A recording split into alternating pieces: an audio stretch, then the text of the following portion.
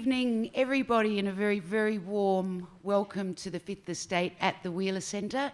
My name is Sally Warhaft, and it is my great pleasure tonight to have as our guest under the spotlight. We didn't want to share her with anyone else, Niki Savva, and she is, of course, there you go.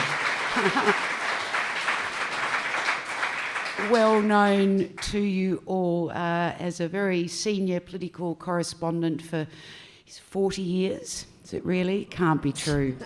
And in the Canberra Press Gallery, currently a columnist for The Australian, but she's previously led the bureaus for the Herald Sun and The Age. You've really got it. You've got all the Melbourne papers covered. Covered them all. And Niki also worked as Peter Costello's press secretary for 6 years, and she also worked for John Howard for 3 years.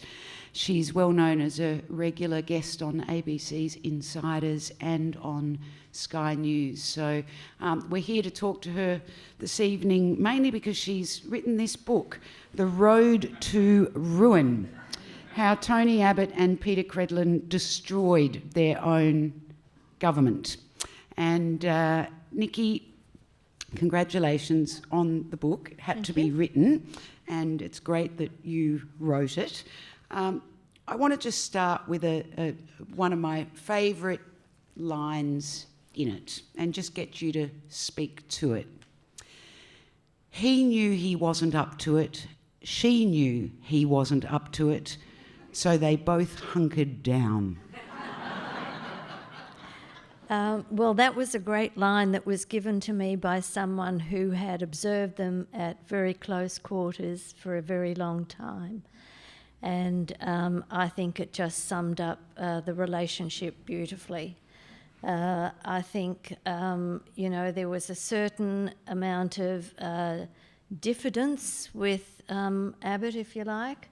It seems strange to say, but a certain amount of lack of confidence, and he trusted Peter Credlin implicitly to handle everything for him, and in fact he outsourced most of his authority to her because he trusted her so completely, and also because he credited her with getting him to the Prime Ministership.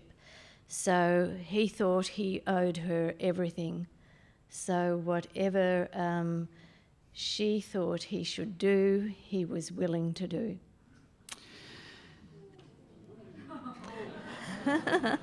You talk about the most common description of their relationship as just weird.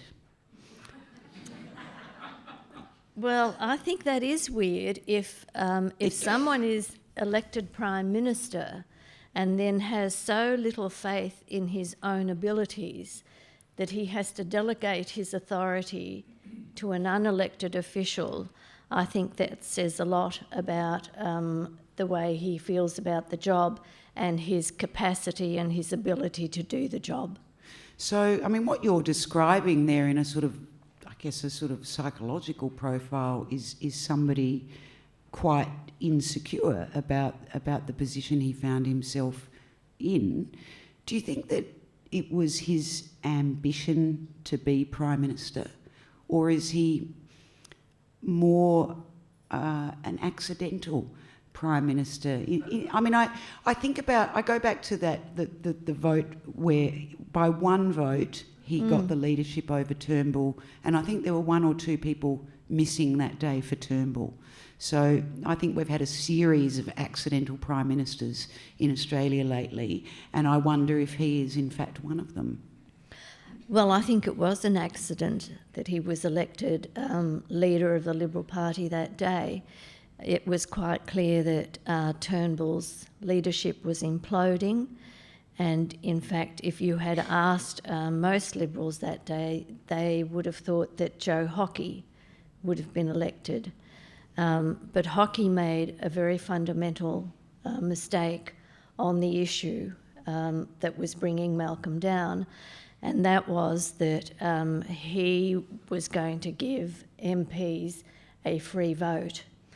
They didn't want a free vote, they wanted leadership.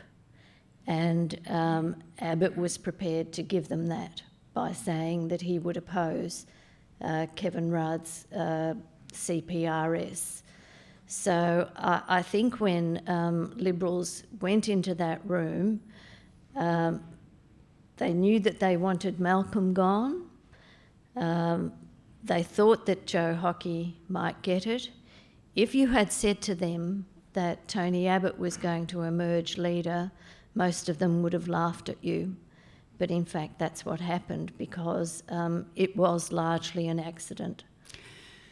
We'll come back to Malcolm Turnbull a little later, but you talk about them wanting him gone. In your book, it's very clear that they wanted Abbott-Credlin gone, and in the end, one MP told you that they realised the only way to get rid of her was to get rid of him. He was collateral damage.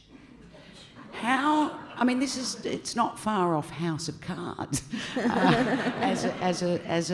the idea, and there are a couple of chapters in this book that are ferocious about Abbott-Credlin and her character.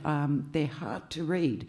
It is difficult to digest that an individual can wield such power over a government without being elected.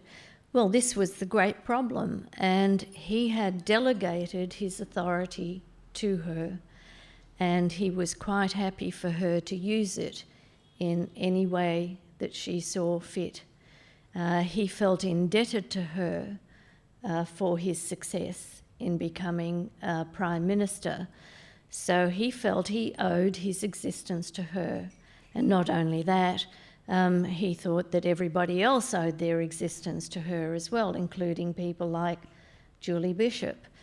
And she was the sort of person who also liked to control everything, and he was happy to allow her to control everything, even if that meant employing it ruthlessly against his colleagues, against his staff, isolating his wife, and, generally just taking control of the entire situation.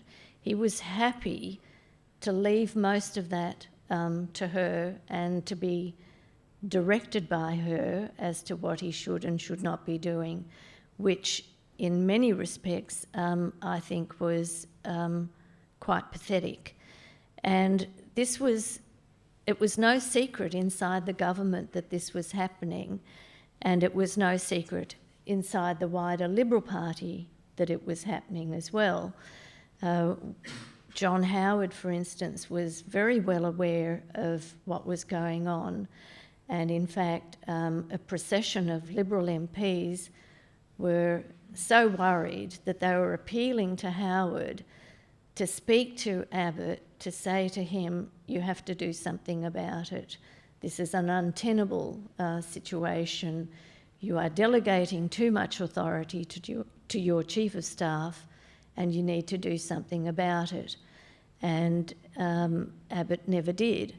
I mean, even Rupert Murdoch, who I might say had also witnessed elements of the relationship between them during meetings both in New York and in Australia. So he was very well aware of the dynamics between the Prime Minister and his Chief of Staff. Rupert Murdoch also tweeted saying, you need to get rid of your Chief of Staff. So this was sort of an open secret inside the government and amongst the people, who really cared about the fate of the Liberal Party, that something had to be done, and nothing was done. It is remarkable the sort of calibre of advisors that went to Abbott, including John Howard, who I think was a sort of mentor to Tony Abbott in years previously. It makes me just think there's been this succession of prime ministers that just don't listen. They get really good advice. I think Julia Gillard was accused of having a tin ear, and Kevin Rudd, we know that there was a lot of blame put on his staff and the kitchen cabinet, and we're just hearing the same things, that not consulting, too tight at the centre of power, not just for Tony Abbott, although this is a very special version of it that we read about in your book. Is there something in the way the Office of Prime Minister is structured or operating in recent times that is creating this, or is it just been really bad luck for all of us? I don't think there's anything wrong with the structure. I think it's the individuals. I think Kevin Rudd was a deeply flawed individual. I think Julia Gillard, for all her strengths, was not really up to the job of being Prime Minister either. And the same goes for Tony Abbott. Whereas if you look at John Howard and the way he operated, he had a very good office, he had a very good chief of staff, but no one was in any doubt about who was the boss, and that was Howard. But Howard also made a point of having proper cabinet processes and of consulting his colleagues, and also making sure that his staff, as well as himself, treated his colleagues with respect. So it was a mutual trust. They trusted him to do the right thing, and he trusted them to stand by him during difficult times when decisions were made. But that was the way he operated, and he had excellent people working for him in his office. He had Arthur Sinodinos as his chief of staff, eventually, after a couple had fallen by the wayside. And Arthur was also another one of those people who allowed other advisors to do their job. They were trusted to do their job. So it was teamwork. It all revolved around teamwork, whether it was in the office or whether it was in the cabinet. Arthur Sinodinos is an interesting person to bring up, because he's an example, though not a Prime Minister, of Tony Abbott's warning to Malcolm Turnbull when he took over, which is to say, it's so much harder once you're doing it.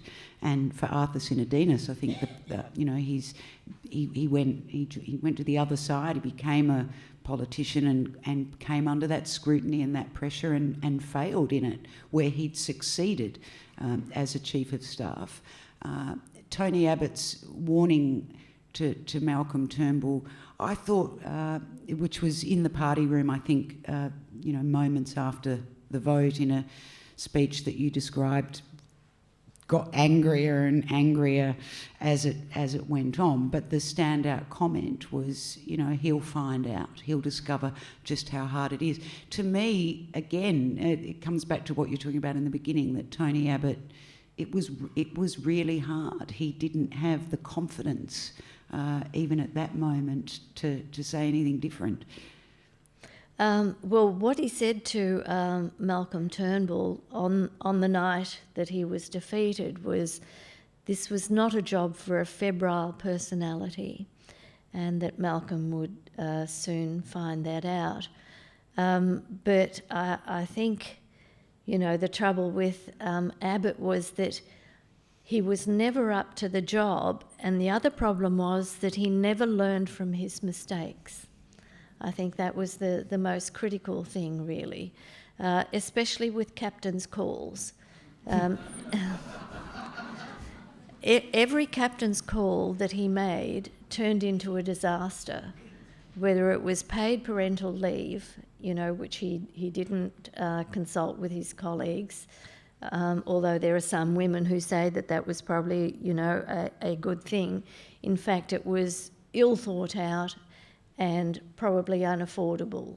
And yet he stuck to it and stuck to it and stuck to it, no matter what people said to him about, means testing and about modifying.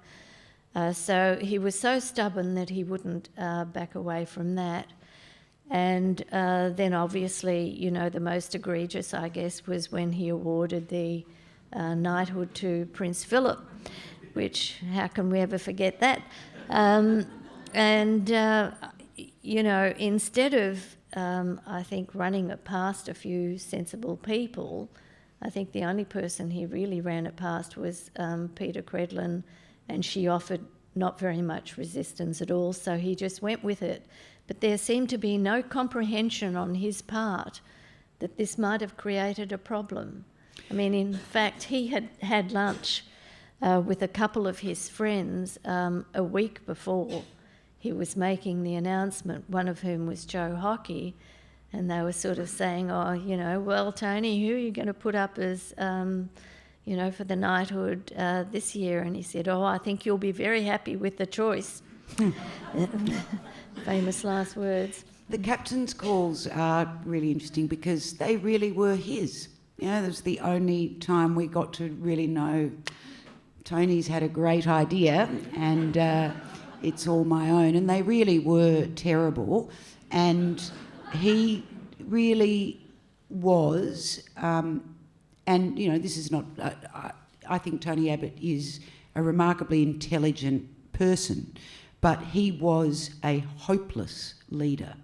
And it makes me wonder whether the emphasis you put on Peta-Credlin is letting him off the hook somewhat, despite this sort of Wallace Simpson-like spell that she casts over him, that I don't know whether anybody could have saved him from himself. Well, ultimately, he is culpable. He is responsible for all of it. It all goes back to him as leader. I think, he can't escape that and he needs to accept responsibility for that. However, I don't think that exonerates Peta-Credlin in any way for her behaviour. Because I think ultimately we are all responsible for our own actions, and it's not good enough to say I was following orders or I was simply doing what the boss wanted me to do. She should have been a moderating influence on him. If her judgment was any good, and I doubt that her judgment was any better than his, then she probably would have steered him down a different path, but she didn't. And I think it was the combination between the two of them that was so destructive. In government, in opposition, the combination worked extremely well. It's much easier in opposition to run a campaign to bring a government down without actually having to say what you're going to do once you get there.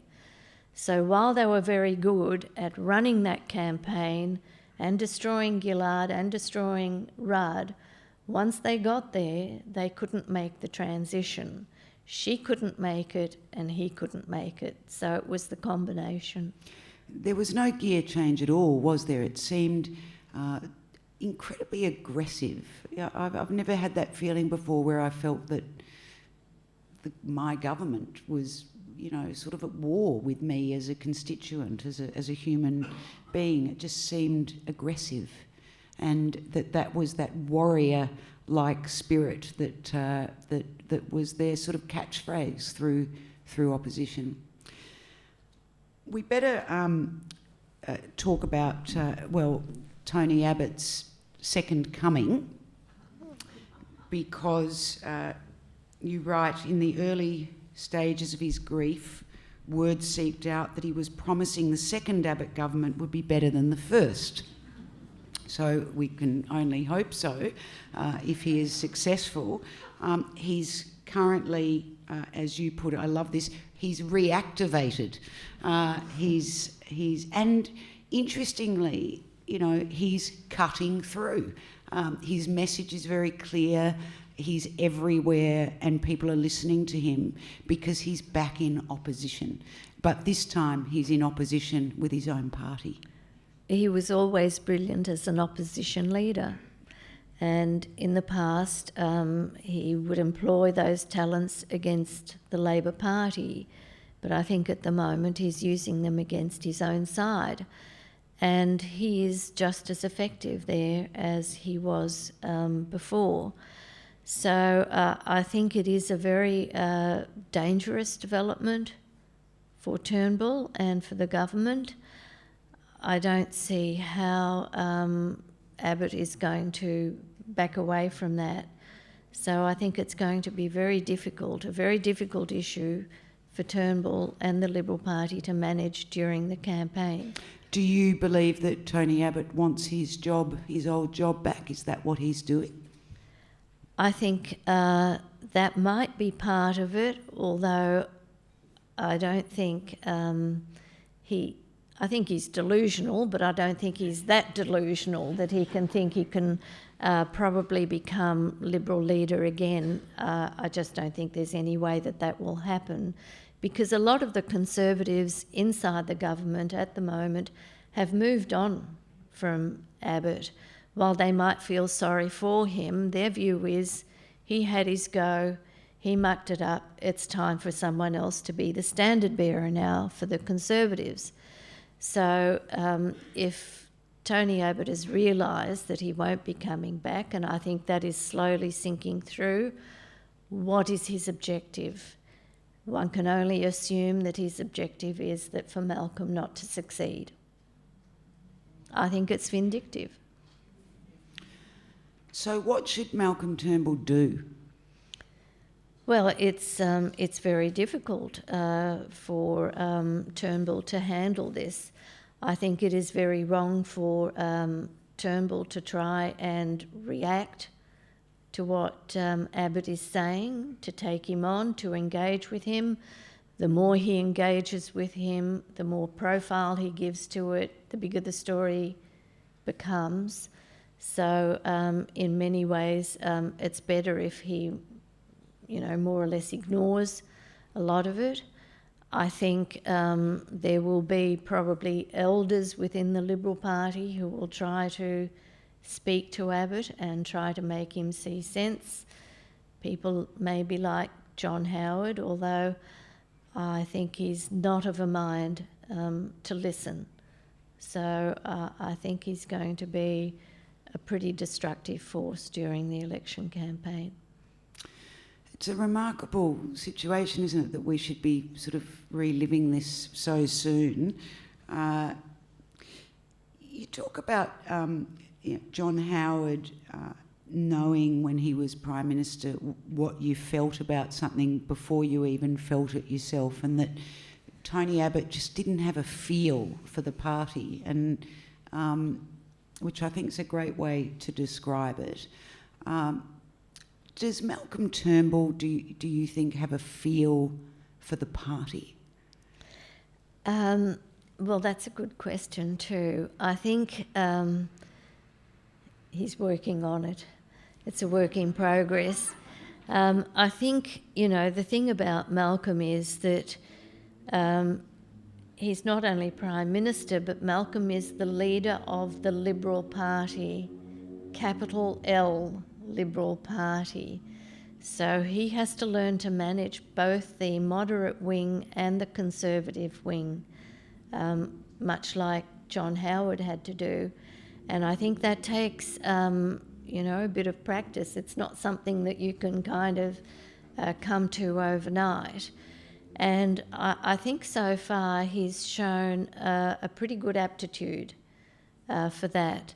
So if he can manage it that he does keep the Conservative wing on side and keeps the moderates reasonably happy, and it makes Abbott look even more isolated than he already is, and he's cast as that most destructive figure, then it will play worse for Abbott than it would against Turnbull, but it still raises a spectre of disunity within the Liberal Party that is not helpful. Doesn't it? Yeah, I mean, was Cory Bernardi looks like he might be thinking about starting his own party, which in a way could be a real godsend for Turnbull if he did. If he just nicked off and did his own thing and took a few crazoids with him, Turnbull could just be a bit more himself. Is that? Well, look, people are sort of a bit whimsical, I think, about these things. I don't know what he would achieve, what he would hope to achieve by that. Now, I've seen conflicting signals from Corey Bernardi. I saw him quoted today saying basically, well, we should all be working towards the re-election of a Liberal government. And I think, also, funny as it sounds, Corey was one of those who was losing patience with Abbott for going out there and continually sniping. And in fact, I relate one anecdote in the book where Abbott rang Corey to say, can you get out there and defend me on this series of articles that's being run against me? And Corey basically said, no, why don't you get someone else? And Abbott said, who? So he's kind of running out, I think, of the coterie. Well, I can't remember who said it in your book. It may well have been you, that Tony Abbott is the most community-minded Prime Minister we've ever had, with his very true dedication to community service. So, I mean, perhaps he really is going to just sit on the back bench and be the greatest local member since, well, I don't know who, but hard to believe, isn't it? Can't see that. Can't see that. No, well, I mean, he's been in the Ukraine, he's been to London, he's been to Japan. Maybe he wants to take Kevin Rudd's dream job off him at the UN. That'd be good. Julie Bishop is a character in the past few years that always, I mean, as she says herself, I'm living the dream. And I think she is too. I think having the foreign ministry, who'd want to be Prime Minister when you could just be the foreign minister and the deputy of your party and create a remarkable impression of staying above the fray. And I mean, I don't even know how that can be possible to do over such a length of turbulent time as she seems to have done that. Tell us a bit more about Julie Bishop. Well, I think she's an extraordinary character, actually, because she has survived Brendan Nelson and Malcolm Turnbull and Tony Abbott and now Malcolm Turnbull again, and managed to hold her position as deputy leader. And I think that's a tribute to her, because she works very hard at making sure that she keeps the backbenchers happy. She will go anywhere, anytime to help a backbencher, in their electorate to fundraise or whatever. And she doesn't do deals with leaders, either when they're coming in or when they're going out. She runs as her own person on her own ticket. She's never been on a ticket with anybody else. And I think people respect her for that. And in fact, on the night of the challenge, there was some doubt about whether she was actually going to be challenged, and Kevin Andrews put his hand up and ran against her, and he got 30 votes and she got 70, which was a pretty big endorsement for her inside the party. Whether that holds or not after the election, I don't know, but she is sure one determined lady, and she's certainly nobody's patsy. How might she have gone if she'd put her hand up for leader?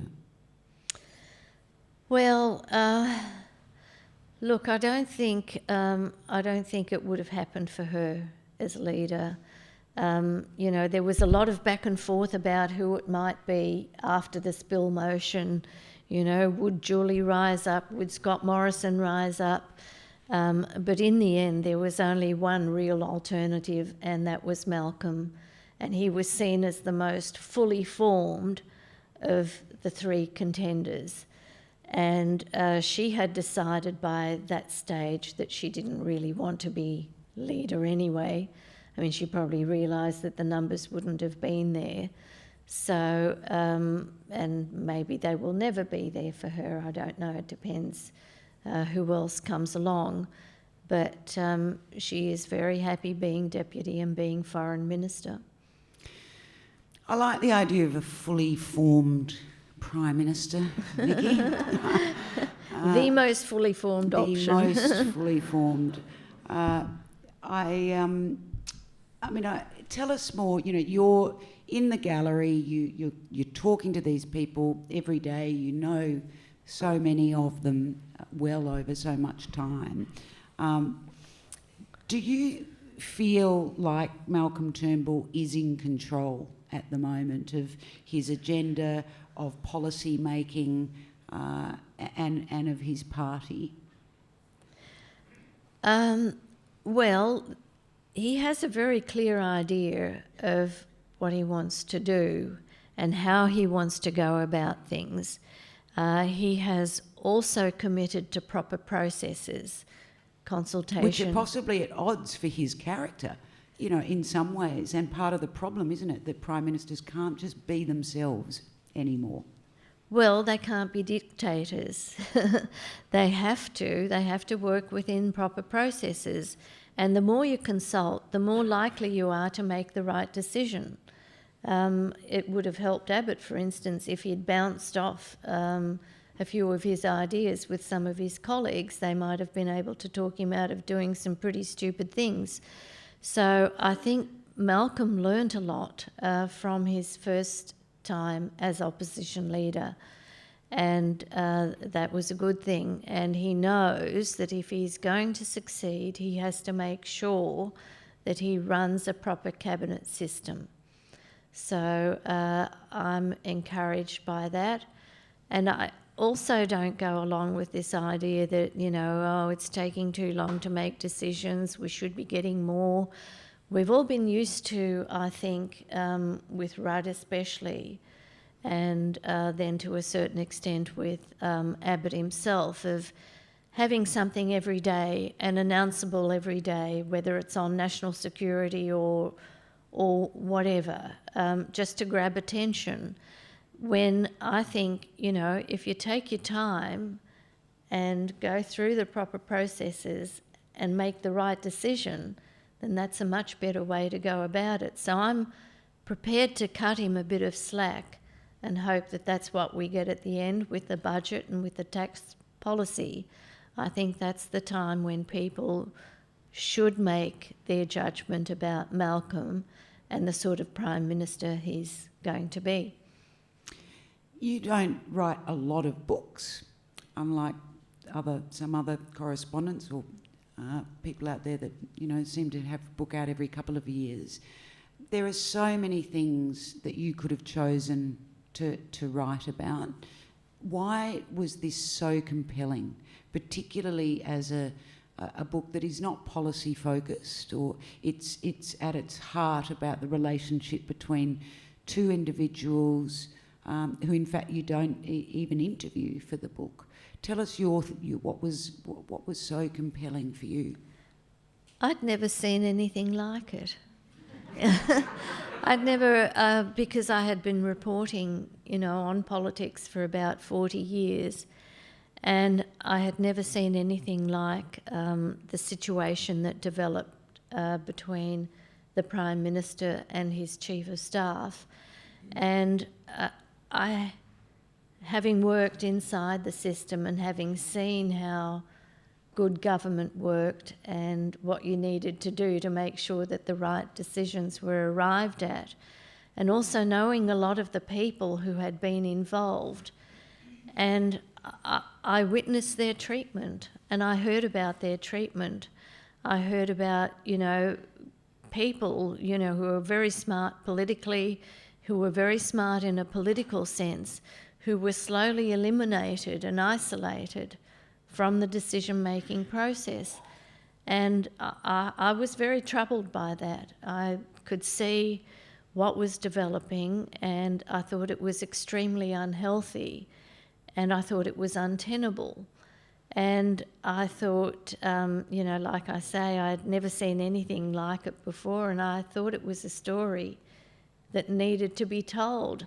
I mean, I'm sure a lot of people would be interested to know, why was it that someone who was elected so handsomely should, within less than 2 years, be thrown out by his own party? I mean, how could this happen? It wasn't just the dysfunction in the office between him and her. It was also the way, they went about things with, say, the first budget, which, was an absolute cock-up from start to finish. And, the way Joe Hockey was allowed to founder, and nothing was done about him either. I think the formulation of the first ministry, where there was only one woman in cabinet, I thought that was a huge mistake right from the outset. And I know that there were people in there, like Julie Bishop, like Christopher Pyne, like Joe Hockey, in fact, who were advising Abbott to appoint more than one woman to cabinet, and he was completely dismissive about it. They gave him names. They said, what about Maurice Payne? What about Susan Lee? And he said, well, I wouldn't be appointing either of them. How would you feel if I appointed Conchetta Fierravanti-Wells? As if that was a threat. Do you know what I mean? There wasn't any kind of, I think, serious thinking about how to present the government in a way that would appeal to all sectors of the community. And I think a lot of women were very disappointed by that first cabinet, and I think it rankled all the way through to his demise. The fact that he couldn't see, the fact that he couldn't see that was a problem.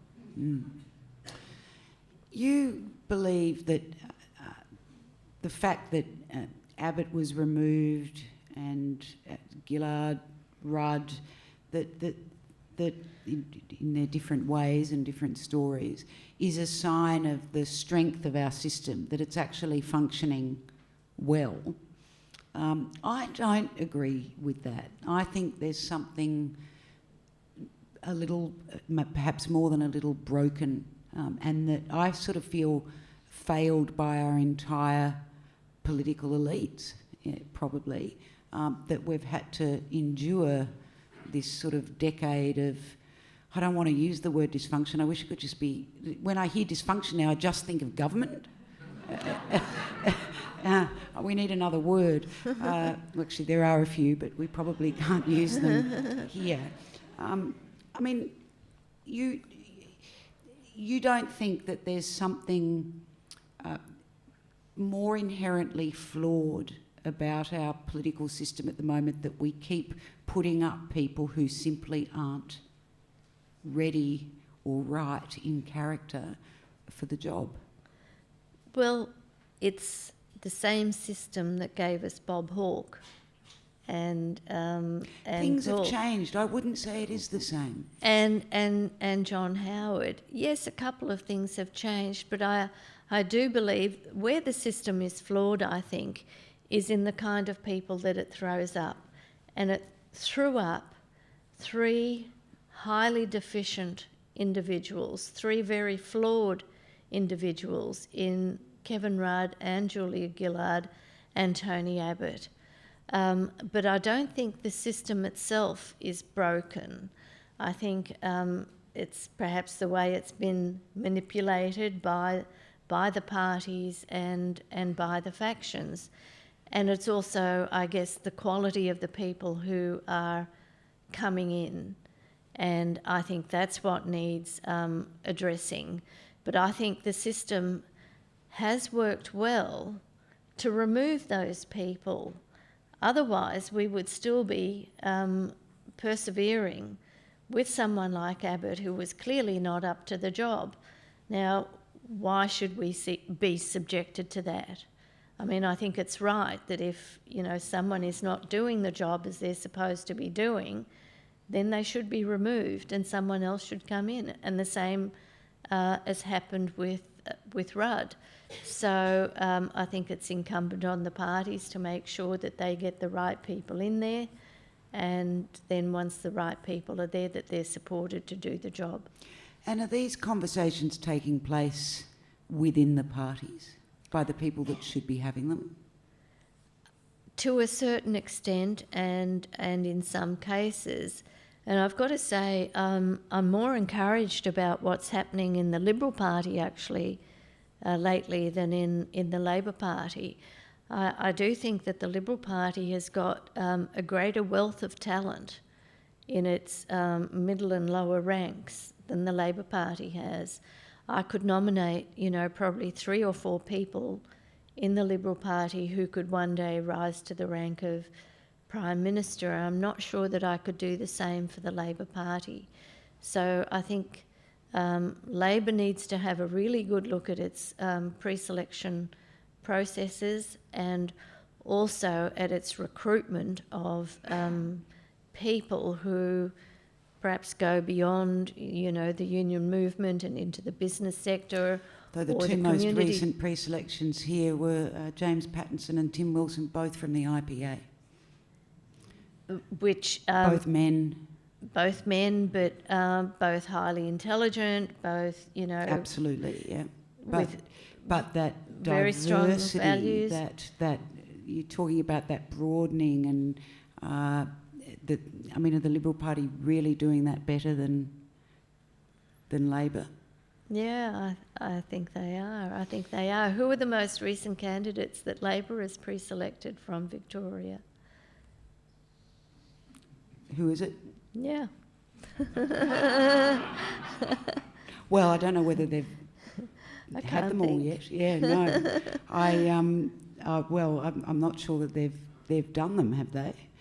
I think, there are a couple of factional brawls going on at the moment, and it all seems to be, how many factional warriors can Shorten and Conroy line up to support their candidates and so on. I don't think there seems to be too much of an effort into recruiting people who are a bit outside the mould, who might be able to come up as leaders in the future.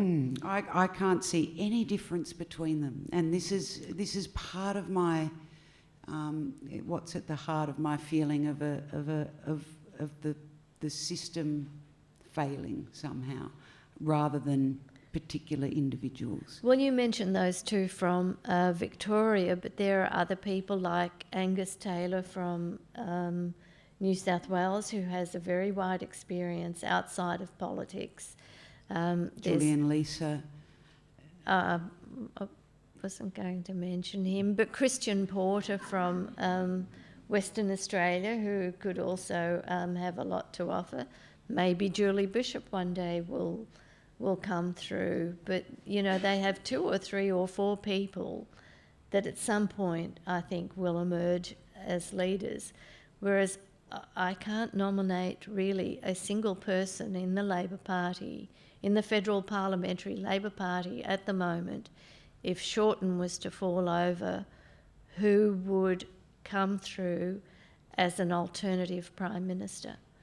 I could, but I don't want to get into a sort of, this or that, because it's not my job to defend the Labor Party in this conversation. But I'm glad you're optimistic. I suppose that's. I suppose I'll leave that part of it at that, and I'll hope I'm wrong. Turnbull said or admitted that what happened to Tony Abbott will probably happen to him one day, which might have been his way of kind of warding it off. If I said it won't happen. But do you think it could? Well, all political careers end in tears. So it's just a matter of time, isn't it, really? I mean, maybe it won't happen after the next election. Maybe it'll be the election after. But John Howard lost both the Prime Ministership and he lost his own seat. So at some point, yes, they all go in a very unhappy way. There are very few politicians these days who make the decision and go out on top. they're all thrown out or they're discarded or whatever. So I think it's inevitable. I think they find it very hard to choose the right time to go. Like cricketers. Well, maybe cricketers are better at it, I think. If you'd like to ask Niki a question, I think you can put your... It's very dark out there tonight, but put your hand up and one of the ushers will put a microphone in it. There we are. Thank you. Niki, what do you feel about Turnbull and the extreme right of the Liberal Party? Who is his potential enemy if they want to get rid of him? Who would they want to put in his place? From the extreme right? Yeah. I don't think there's a candidate from the extreme right at the moment, but I think, they could cause him a lot of damage and perhaps try to get someone who would run against him who would be more middle of the road rather than extreme.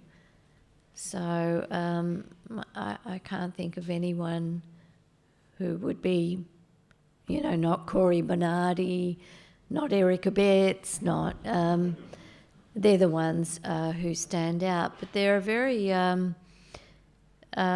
more reasonable conservative members of the Liberal Party, like Michael Sukkar and Zed Sezelja, who I can't imagine would shape up as leaders, but they would shape up as pretty influential people inside the Liberal Party at some point.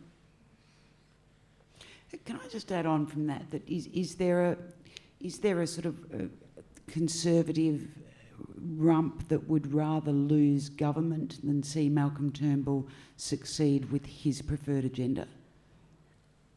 I think those people are more outside the Liberal Party than inside the Liberal Party.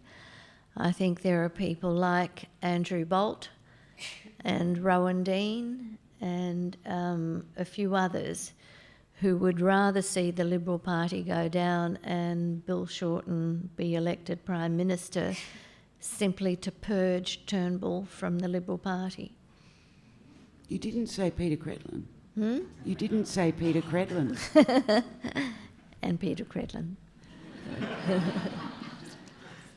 Niki and Sally, thank you. That was most stimulating. Niki, you've mentioned the Prime Minister's office, the Cabinet, the ministerial advisors, but no mention of the public service, who have an enormous role in kind of keeping the government going, speaking I as a biased former public servant. But where was their role in this, particularly the departmental secretaries? There's rafts of advice going up on a daily basis, presumably. Were they just excluded entirely? Are you talking about during the Abbott-Credlin time? Yes, pretty much the public service was sidelined.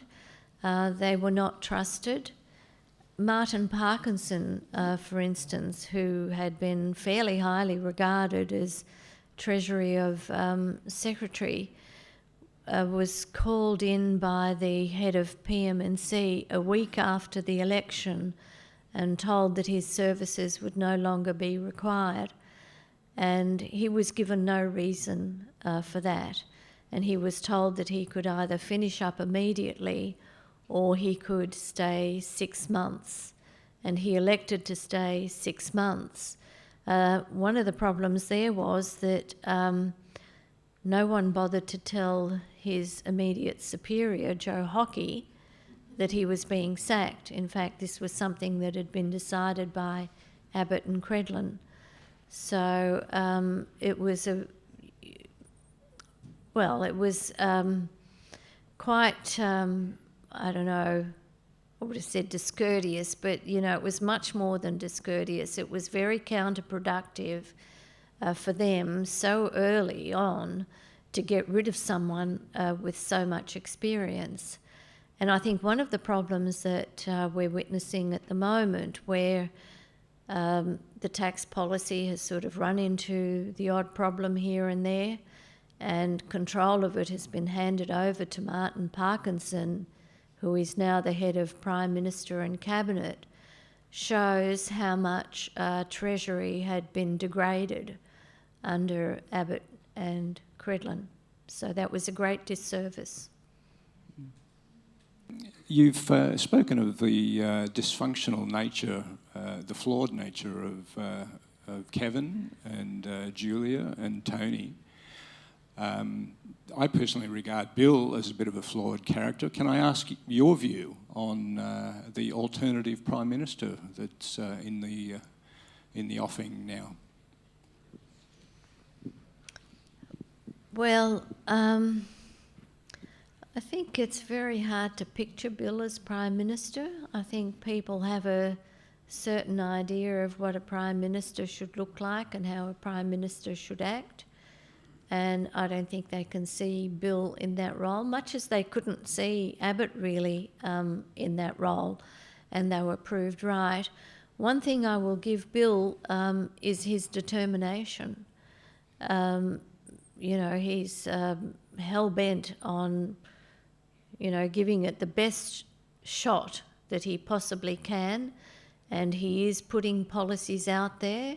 He's making himself a big target, not a small target. That may or may not be a good thing, but at least he's out there putting up a bit of a fight, and I don't think he's going to give up. But I would be very surprised if he made it in the end.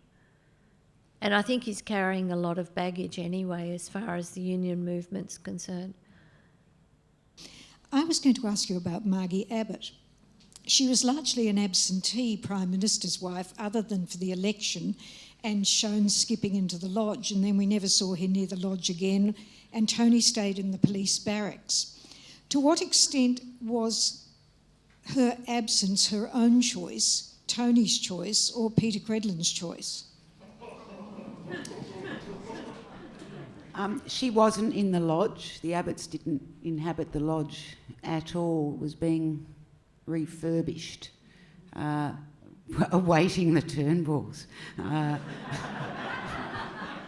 Just a little... At great expense. And he was living at AFP headquarters, which made it very difficult for Margie to come down. But look, I've written a bit about this in the book, about the fact that Margie wasn't a very obvious kind of First Lady. And from what I was told, that initially she was very nervous about it and very cautious, but once she got better at it, and she was very good at it. I thought she was, very warm and very articulate and a charming woman who would have been a fantastic asset, I think, for Tony Abbott. And she let it be known to the office that she was willing to do more. But Peter Credlin kept very tight control over any and all invitations to Margie as well as to the daughters. Every single invitation that was sent to the office for Margie and the girls had to be passed on to Credlin. And then Credlin would decide which ones could be accepted and which ones could not be accepted.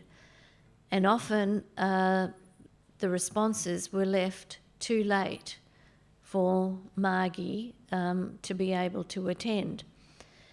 And I know from speaking to quite a few people in the office that they found this very troubling. They'd never been, and these are people who had worked in prime ministerial offices before, they had never known anything like that to happen before. Usually there was a person in the office dedicated to looking after the Prime Minister's wife, if you like, and shuffling all the invitations to them and then sifting through. But I tried to find out why this was so, why Credlin tried to keep such an iron grip on all this.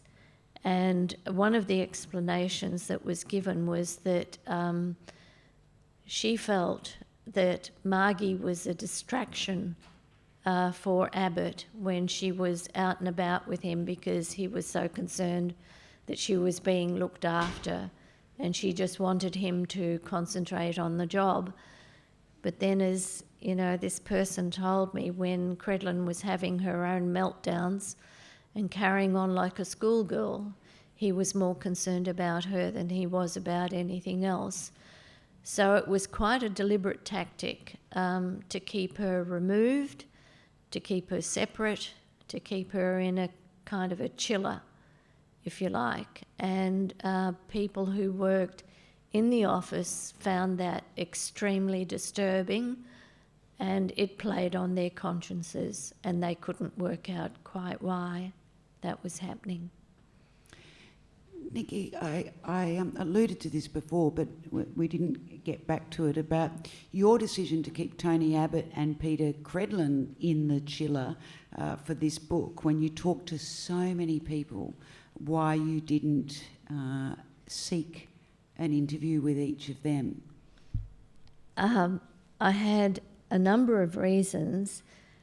Usually people pick on the conversation with Connie Furiat-Vanty-Wells, where she confronted each of them about whether they were having an affair. When I recounted those conversations, I also recounted their denials quite prominently. Not about that issue. About the other issues. There were people who had been abused for quite a number of years during that regime and who had suffered in silence, and this was their first opportunity to tell their story, and I wanted to be able to tell their story. And I knew that if I had presented those details to Abbott and Credlin, they would have been muscled into retracting what they had said. And in fact, when I was writing the book, Abbott and Credlin were ringing around former staff and asking them not to speak to me, not to tell them what had happened. In other words, you know, keeping everything quiet, and word cover up springs to mind. Also, when former staff went to work for Turnbull, they were being harassed as to why they had gone to work for Turnbull. Both Abbott and Credlin were indulging in this kind of behaviour. I also figured that Abbott and Credlin would have a platform every day, every night, to go out there and give their version of events. And they're very good at that, and they've been doing it ever since the book came out, and good luck to them. The other thing that I had found from bitter experience was that their version of events could not be trusted. So I decided, for all those reasons, that I would not get their version of events. They're free to go out there tomorrow, the next day and the next day after, and say what they think happened, and I look forward to it. If I was writing a book about children overboard, I'd interview John Howard and Peter Reith. Even if I, for all the reasons you've suggested, felt that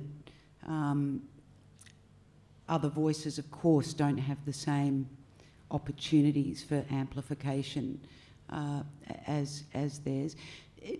Are you totally sure about that decision? I have no regrets about it whatsoever. No, do you think if you'd asked, they would have given you an interview? No. No, they wouldn't. And I know others who have written, say Peter Van Onselen, submitted a whole list of questions, which not all of which were answered, and they were only answered on background.